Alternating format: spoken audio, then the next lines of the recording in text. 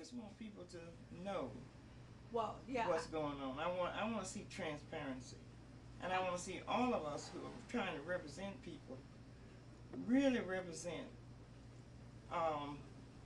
with integrity.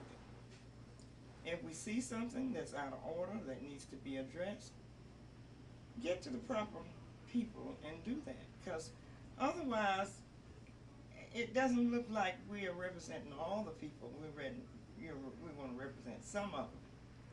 But I think it's important, very important, that all of the voters understand the redistricting, how it will affect them, if they realize what district they're in, when they go to the polls. Not to learn it when they get there, but to know, so they can be an informed voter. It's just my whole premise is that we have more transparency and that we look as representatives of the people all around us when we're out in the city. Look in every community. We travel here and there and to and fro, but if we're going to be a representative and we see something that doesn't look kind of right, question it. And if you can do something about it, go through the proper channels and do it. So, that's one of the reasons I'm running, because I don't feel like that's always been done on behalf of certain communities, mine in particular. And I just want to be that kind of representative that people can depend on, rely on, and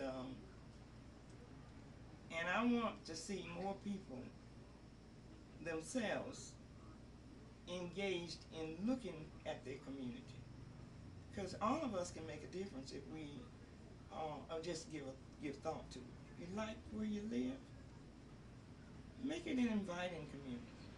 Work with your neighbors. Address the issues that you have, because it does not make sense to me to be living on a main thoroughfare into Greensboro, where we want to attract business developers, industry. When they come into our city, we want it to look good, inviting, and like we take care of it, like we're taking care of our people. And, that's not happening, and that's what I want to see happen. I guess in our society, we're so used to seeing disparities in one place. We're used to seeing these disparate kinds of communities. But Greensboro can be different. We can work to make Greensboro an inviting place, healthy place, and a home that people appreciate all over the city. When I go in and organize with neighborhoods and ask them what they really like about their neighborhood, particularly people who've been there 40 and 50 years in the same neighborhood.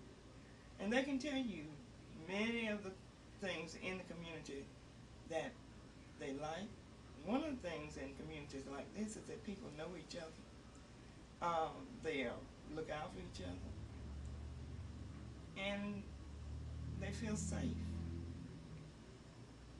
I don't know that people can say that in any neighborhood, but I get out and walk and can feel safe anywhere in this community.